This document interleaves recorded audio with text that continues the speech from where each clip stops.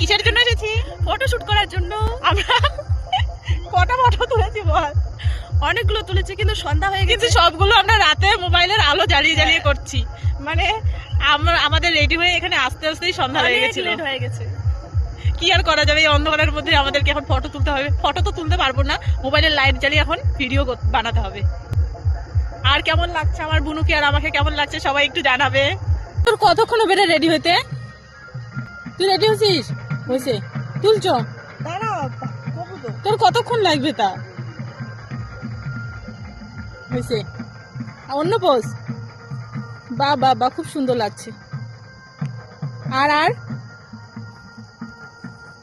Wow, Lal লালেশ্বরী।